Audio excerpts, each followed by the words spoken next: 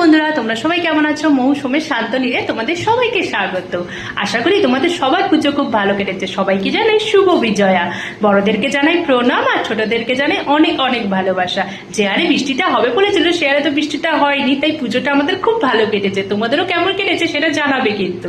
আর কালকে তো লক্ষ্মী পুজো, তোমাদের দাদাভাই অফিস থেকে চলে এসছে, তাই আমরা যাচ্ছি এখন বাজার করতে। তোমাদেরকেও সাথে কিন্তু নিয়ে যাব।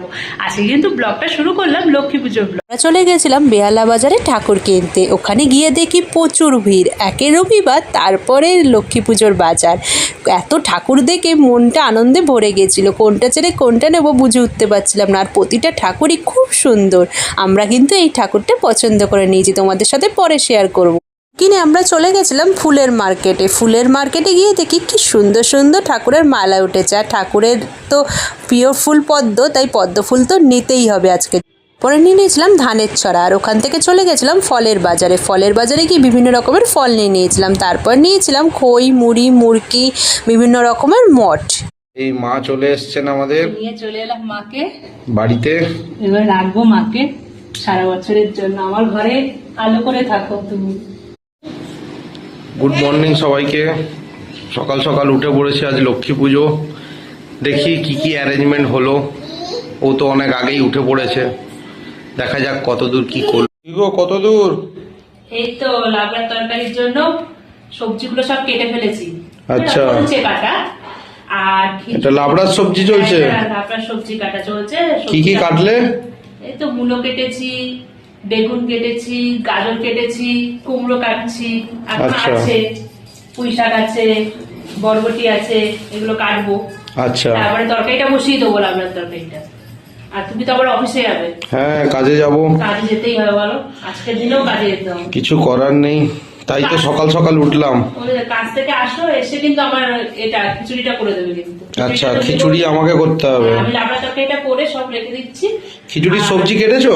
সবজি কিছুটা কেটেছি, শুধু ফুলকপিটা কাটা বাকি আছে। আচ্ছা, এগুলো সব ভেজে ভুজে আমি রেখে দেবো। তুমি শুধু এসে ডাল চাল দিয়ে খিচুড়ি কোন দিন আনতে হবে এখানে? ঠিক আছে। আর লাবড়া তরকারিটা তো আমি এখনই করে ফেলছি। হ্যাঁ, তাড়াতাড়ি করো, তাহলে মায়ের সিংহাসনটা সাজিয়ে আমি বেরাবো। হ্যাঁ, সিংহাসনটা তুমি সাজিয়ে দিয়ে যাবে, কারণ আস্তে আস্তে তো সেই সন্ধে হয়ে যাবে তোমার। হ্যাঁ,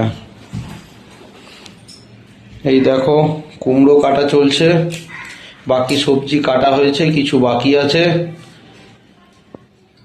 জমে যাবে আজকে মনে হচ্ছে। হ্যাঁ, লাবড়ার তরকারি আর খিচুড়ি, এটাই ভালো লাগে বলো লক্ষ্মী হ্যাঁ, পুজোতে? এটাই ভালো লাগে। এইটা না হলে লক্ষ্মী পুজো বলে মনে হয় না। একটু গুড়ের নাড়ু আর খিচুড়ি, একটু লাবড়ার তরকারি হলে লক্ষ্মী পুজোটা একদম। যে এইবারে এই কলা গাছ বসানোর জন্য এটা কিনেছি, খুব সুন্দর হয়েছে না বলো? হ্যাঁ, দেখা যাক। বেশ ভালোই হচ্ছে কিন্তু দেখো। হ্যাঁ, সুবিধা হয়েছে। সুবিধা হয়েছে আর পড়বেও না। এই যে কলা গাছগুলো নিচে গেছিল, রাবার দিয়ে দিচ্ছি। আচ্ছা, যাতে মানে শক্ত থাকবে।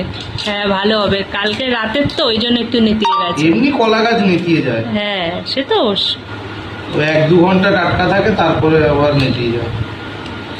আর একদম পাতা ছোট যেগুলো একদম সরু, ওগুলো নিলে কলা গাছ দেওয়া না দেওয়া সমান। জন্য একটু বড় কলা পাতা দেখে নিয়েছি, এটা করে দিলে সোজা থাকবে। ব্যাস, দুদিকে দুটো দরজার সাইডে দিয়ে দাও, দেখতে খুব সুন্দর লাগবে। স্ট্যান্ডটা দেখে আমার এত পছন্দ হয়েছিল যে প্রতিবার ঘটে বসানো হয়, এতে বসানো, এটাতে বসালে বেশ সুন্দর।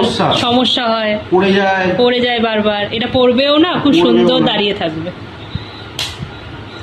গাছগুলোকে বসিয়ে দেওয়া হচ্ছে দরজার বাইরে দুদিকে দুটো দিয়ে দিয়েছে, খুব সুন্দর লাগছে দেখতে। আমাদের চলছে লক্ষ্মী পুজোর ডেকোরেশন। কি ভাবি? সাজাচ্ছে এখন ভাবি। ফুলগুলো কেমন হয়েছে ভাবি? ভালো হয়েছে। পুজো এসব জিনিস বার করো, কেমন হয়েছে সেটা বলো। ডেকোরেশনটা খুব ভালো হয়েছে। এখন এই বেঁধে দেখি তারপরে লুকসটা কেমন। হ্যাঁ, ঠাকুরটা বসানোর পর পুরো ডেকোরেশনটা কেমন হয় সেটা বোঝা যাবে, তাই না বলো? সাজানো কমপ্লিট হয়ে গেছে অলরেডি। এবার প্রতিমাটা বসাবো, দেখি বাবিকে ডেকে দেখাই কেমন হলো।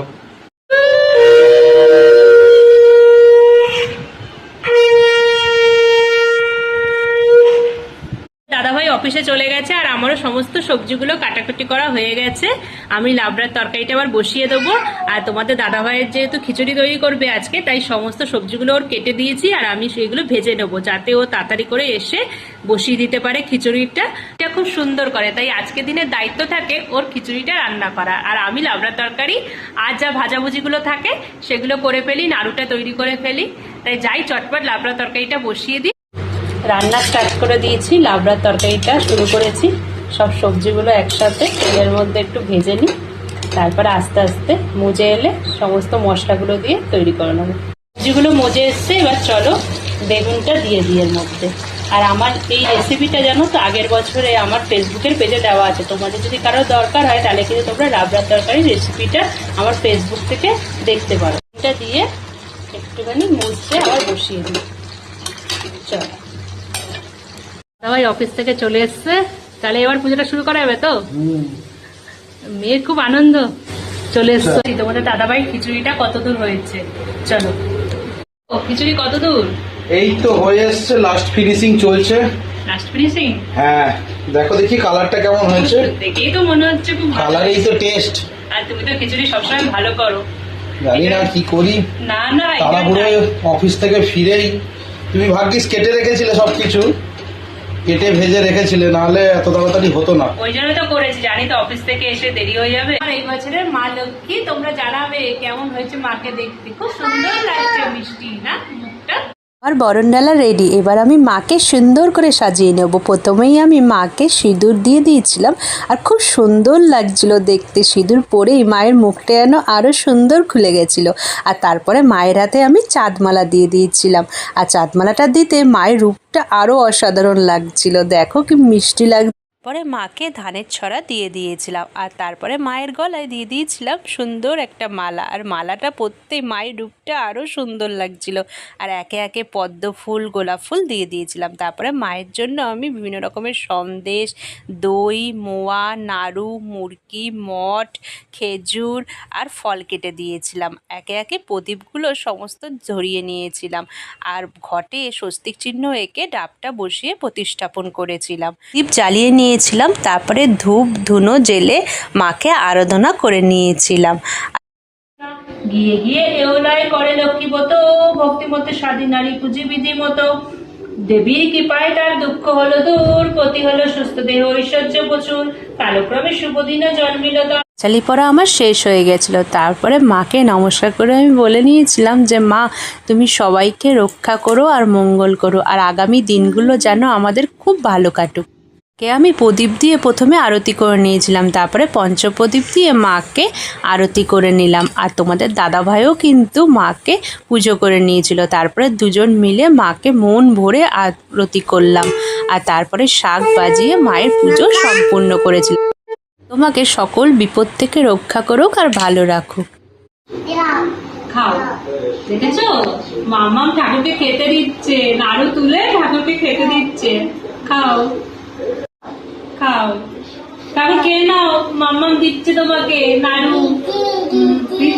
মাম্মাম ঠাকুরকে প্রণাম করে নিয়েছিল। তাহলে এখানেই ব্লগটা শেষ করলাম। ভালো লাগলে লাইক, শেয়ার, কমেন্ট করো কিন্তু, আর সাবস্ক্রাইব করতেও ভুলো না। টাটা।